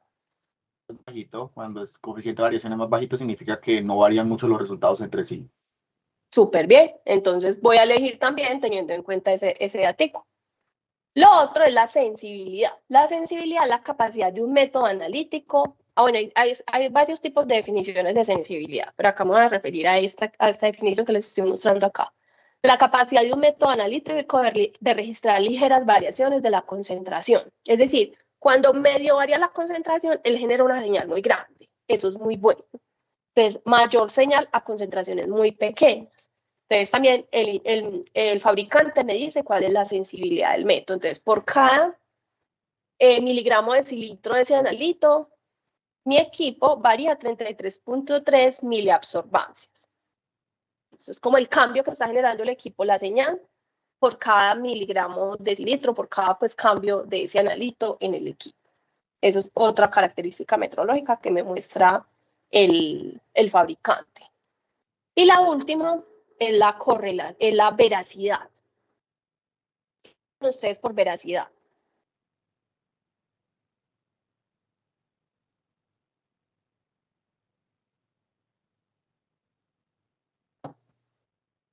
¿Qué creen ustedes que sea esa veracidad en este caso? Pues que ese resultado que me dio, sí es confiable. Si es confiable. Entonces, si por ejemplo yo tenía una muestra que tenía una concentración de 200 y yo la medí, yo espero que cuánto me dé mi equipo. 200, ¿cierto? Entonces es la proximidad entre la media de un número de valores medio repetidos y un valor de referencia, ¿cierto? Entonces ahí es comparar mi resultado con un valor real. La otra era simplemente que si estaban muy cerquitas los unos a los otros. Acá ya es que si el resultado era 200, a mí me da 200. Entonces miren, esto es un resultado en ambos casos hay muy buena precisión, pero este es más veraz. Este dio en el blanco. La concentración era 200 y todos los resultados dieron muy cerquita entre ellos y muy cerquita a 200. Entonces, es otro aspecto que es importante a tener en cuenta.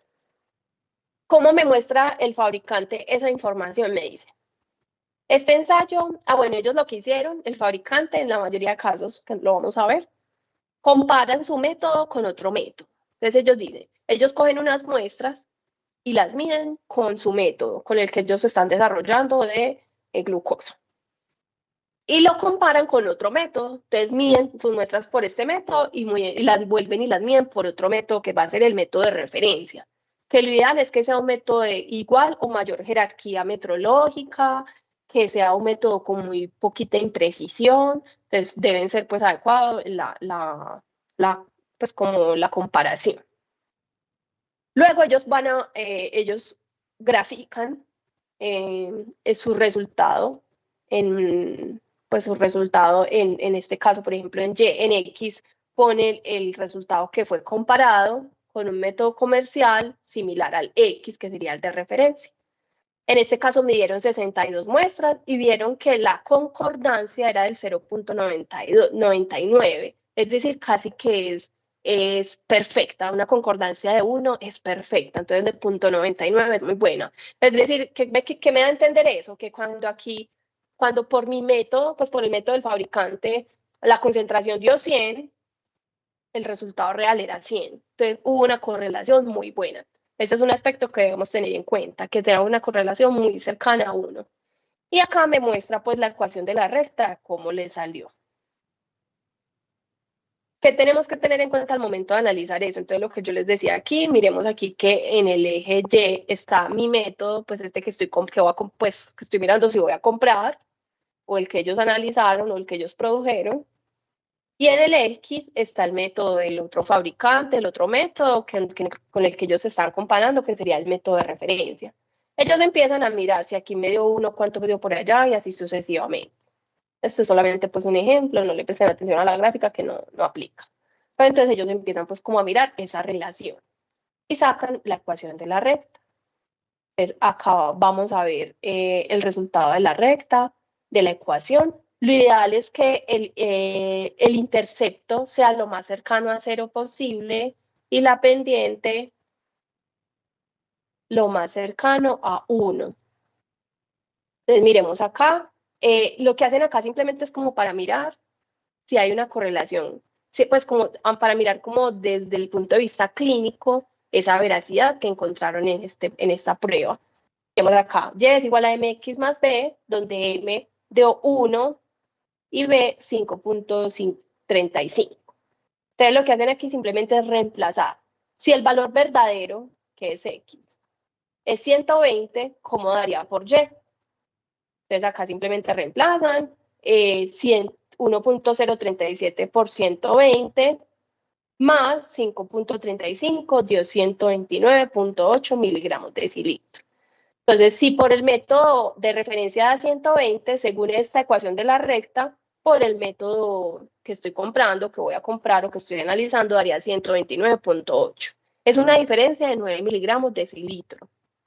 Ahí es importante tener en cuenta algo y es la diferencia desde el punto de vista clínico. Si existe un impacto desde el punto de vista clínico en una diferencia de glucosa de 9 miligramos de decilitro.